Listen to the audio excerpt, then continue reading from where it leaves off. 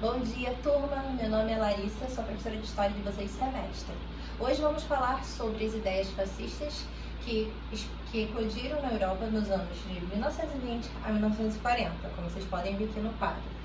Vamos lembrar o que a gente falou nas últimas aulas? Nas últimas aulas falamos sobre o final da Primeira Guerra Mundial, que terminou com o Tratado de Versalhes.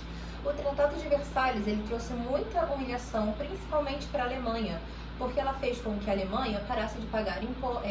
A Alemanha foi forçada a pagar indenização aos países vencedores, além de ser forçada também a entregar os territórios da Alsácia e Lorena para a França e diminuir o seu exército, dentre outros fatores.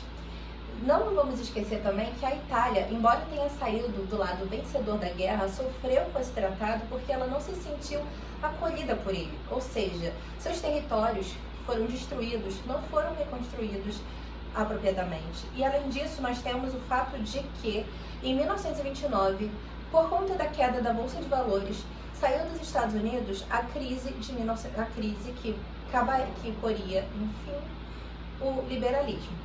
Vale lembrar que, no ano de 1929, passou por uma crise, que foi a crise do liberalismo, mais conhecida como o quê? Isso mesmo, a crise de 1929.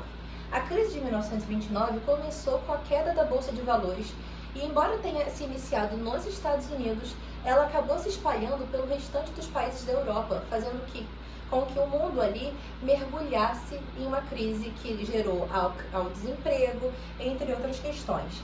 Tendo isso em mente, quando a gente passa por esses problemas econômicos, principalmente, é comum se buscar uma solução.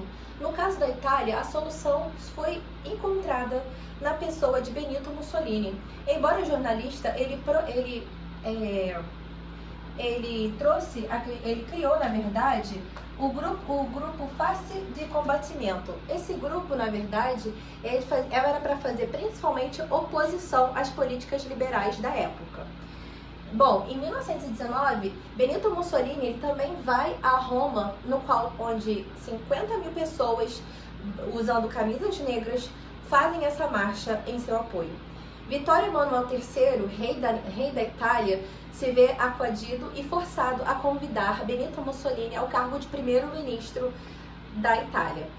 E assim vemos como surge o conceito ali do fascismo. O que é o fascismo, vocês podem perguntar, e eu vou lhes dizer a resposta.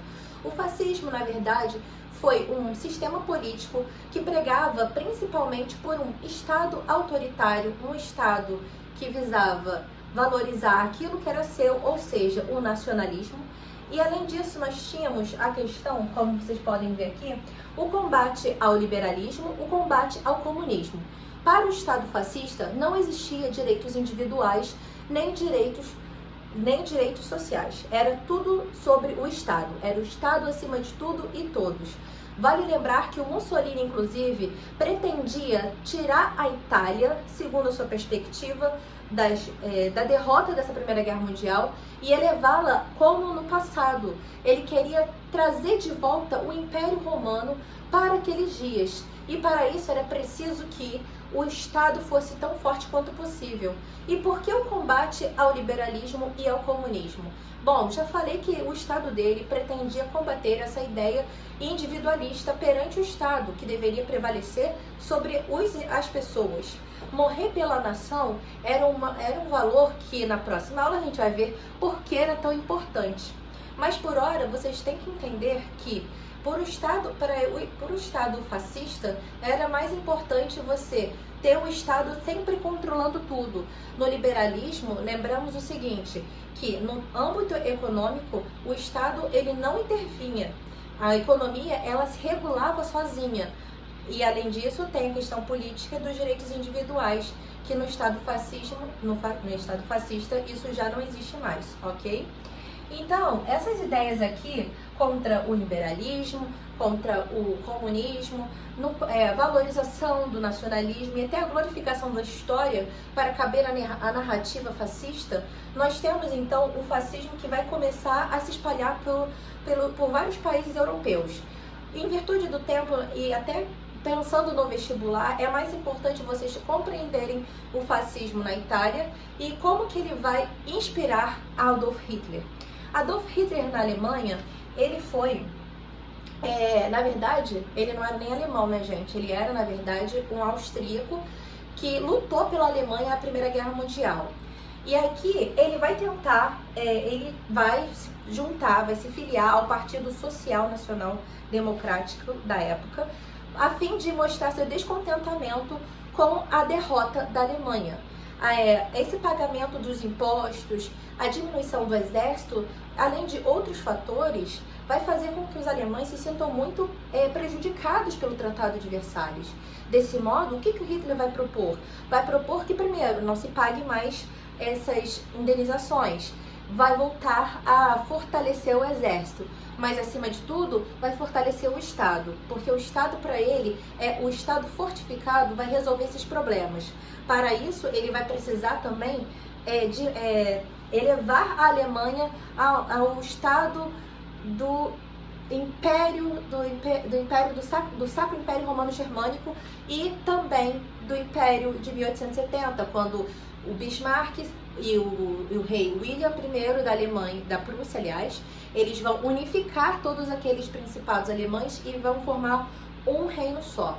Por isso que o governo de Hitler, elevado ao primeiro-ministro em 1933, é chamado de Terceiro Reich, porque aqui ele está fazendo alusão aos dois outros impérios.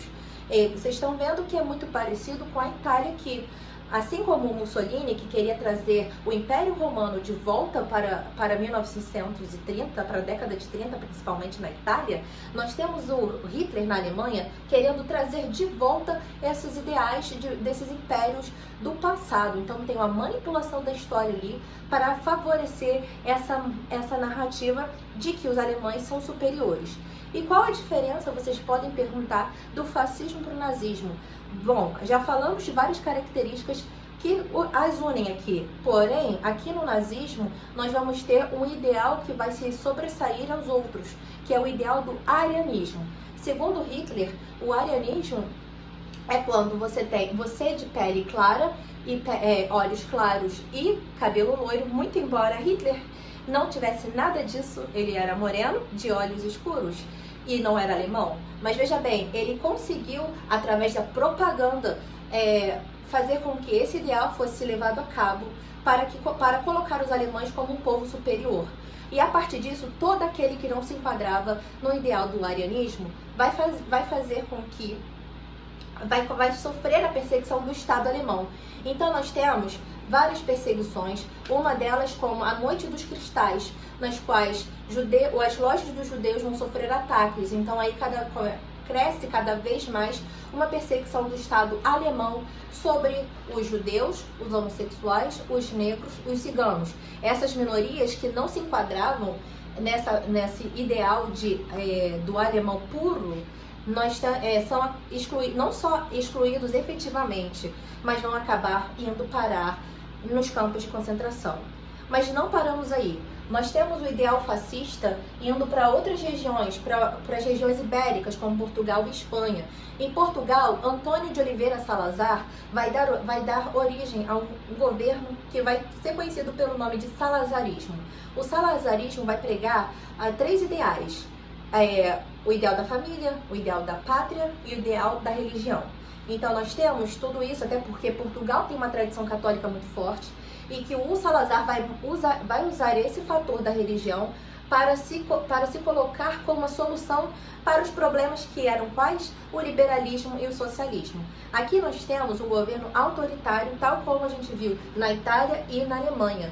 Não quer dizer que pelo fato de não ter uma perseguição efetiva aos judeus, por exemplo, ou a outras pessoas de outras cores e assim por diante, como aconteceu na Alemanha, que isso não quer dizer que não tem uma ditadura. Porque quando a gente fala que o fascismo coloca o Estado acima de tudo, nós estamos falando de um Estado que não leva em consideração os direitos individuais, não leva em consideração a liberdade de pensamento, a liberdade de expressão. Tudo isso era para moldar o cidadão para morrer por esse Estado.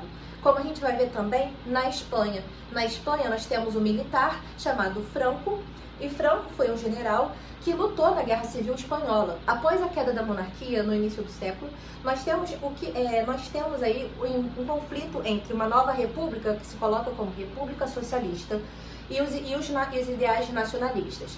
Bom, A vitória eventualmente vai caber aos nacionalistas de Franco, que vai governar a Espanha de 1939 a 1975.